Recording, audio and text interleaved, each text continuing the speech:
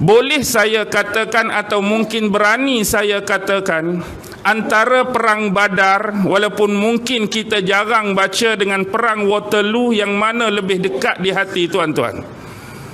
Tahu tak perang Waterloo ni?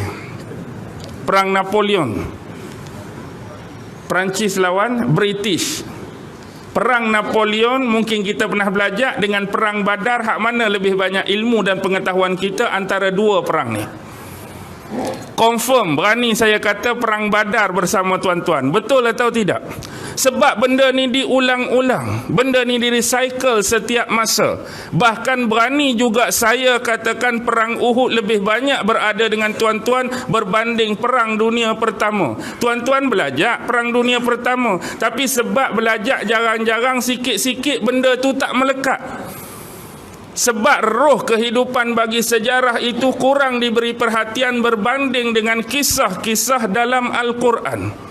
Tapi penghayatan itu perlu diberi. Kenapa tuan-tuan?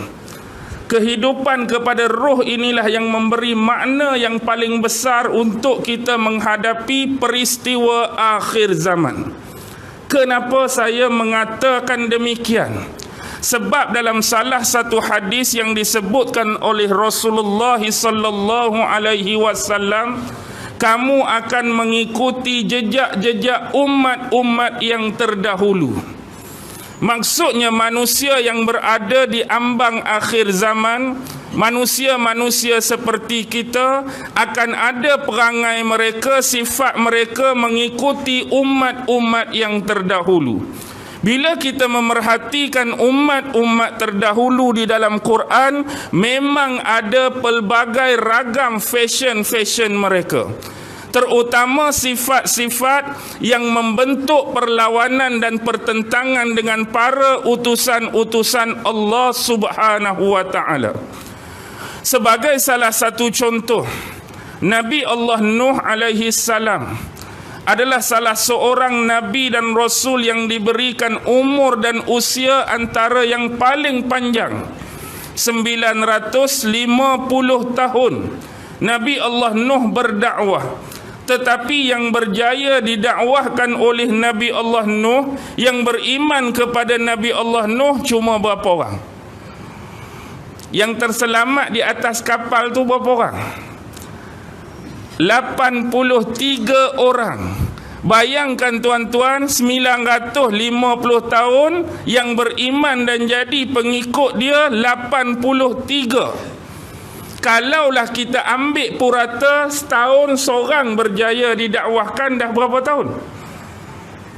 Dah 950 orang. Tapi 83 je. Nak habaq berbelah-belah tahun purata, baru seorang dapat pengikut.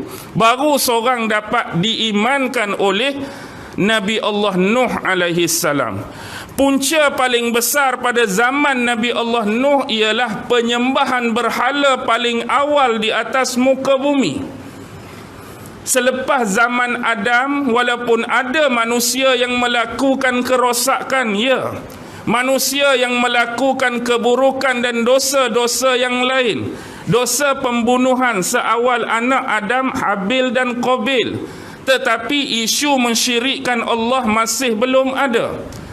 Isu syirik yang pertama berlaku pada zaman Nabi Allah Nuh, bila manusia mula menyembah berhala-berhala yang diidolakan oleh mereka, manusia-manusia soleh yang hidup sebelum mereka. Jadi inilah syirik pertama yang berlaku zaman Nabi Allah Nuh.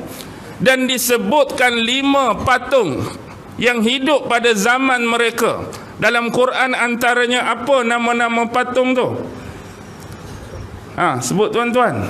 Ada yang nama Ya'uq, ada yang nama Nas, ada yang nama Wat, ada yang nama Suwa, dan macam-macam nama lagi. Tetapi hakikatnya kenapa demikian? Ini adalah peringatan. Zaman Nabi Nuh ada 5 patung. Sebab sejarah itu dia akan recycle.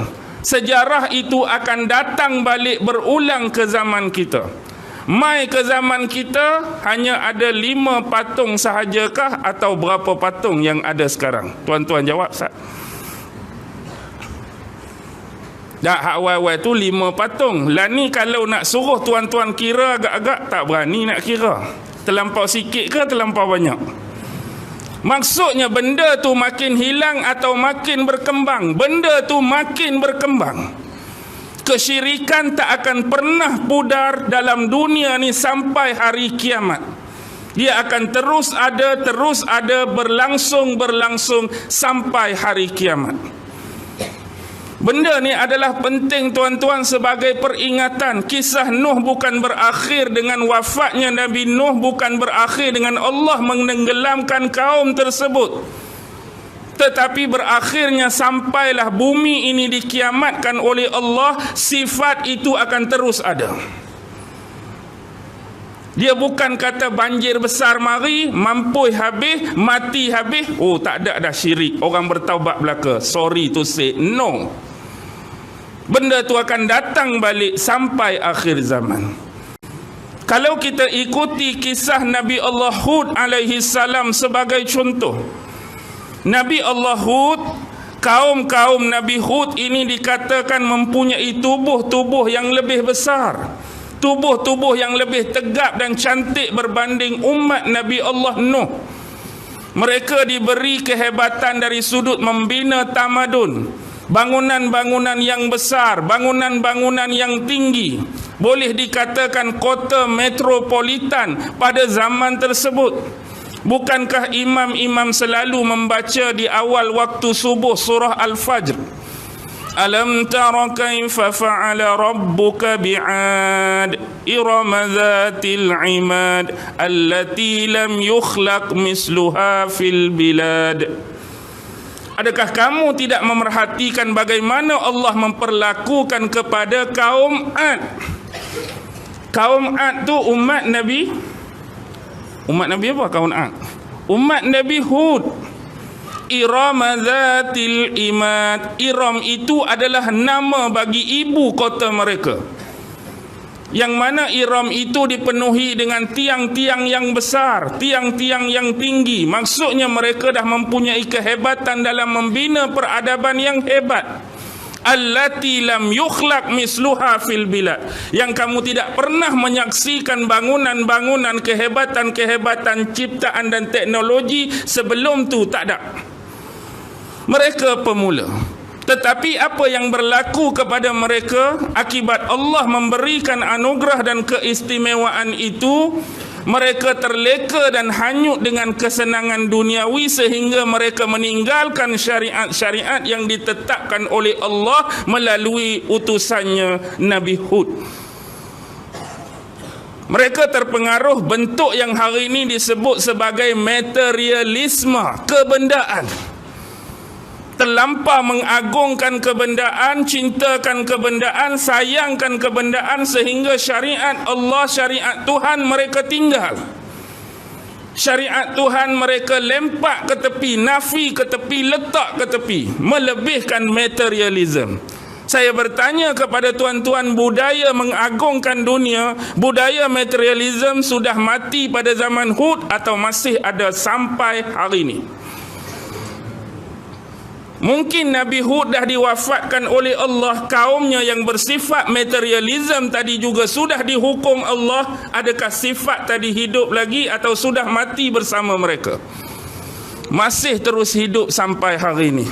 Manusia akhir zaman ada yang berpenyakit dan sudah dijangkiti dengan materialism, lebih kepada benda-benda sehingga meninggalkan syariat-syariat. Kadang-kadang ada orang sanggup bekerja lebih masa tetapi nak solat 5 minit mereka sanggup tinggal.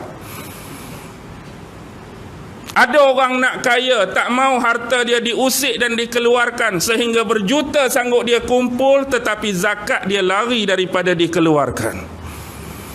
Ada orang yang tak mempunyai niat langsung ke tanah suci, tapi London dia sampai, Bangkok dia boleh sampai, Paris dia boleh sampai, Amsterdam dia boleh sampai, tanah suci tak sampai-sampai.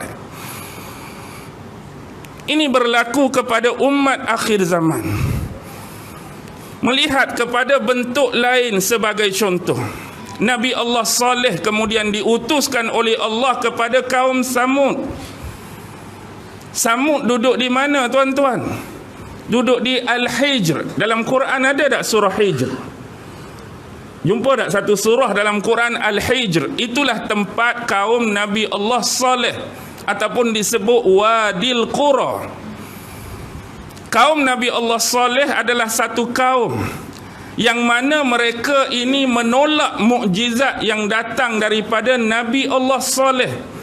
Mereka lawan Nabi Saleh, mereka tentang Nabi Saleh. Bahkan mereka mengejek-ngejek Nabi Saleh, seolah menghina Nabi Saleh. Kalau nak diutuskan Nabi, bukanlah di kalangan kami. Oh, tak boleh nak utus Nabi di kalangan orang kampung sendiri. Dia jadi lekeh seolah-olah. Kalau kurang-kurang mari daripada kampung lain. Kampung ni kami dah kenal hang lagu mana, tiba-tiba nak mengaku Nabi, tiba-tiba nak mengaku Rasul. Kalau boleh tu orang dari tempat lain. Kalau betul-betul nak Nabi, mari tempat lain, sanggup terima. Tapi kalau mari tempat lain pun lawan, apa cerita?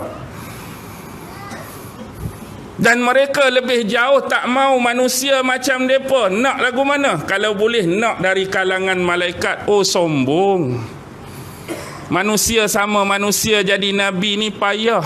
Nak hak jenis makhluk lain hak lagi mulia. Kalau patut ada Nabi pun dari kalangan malaikat. Kalau malaikat turun sekalipun, jadi Nabi dan Rasul, kalau nak tolak tetap berlaku penolakan. Alasan boleh dibagi. Lepas tu macam-macam pula tu. Lepas tu nak siapa pula jadi Nabi?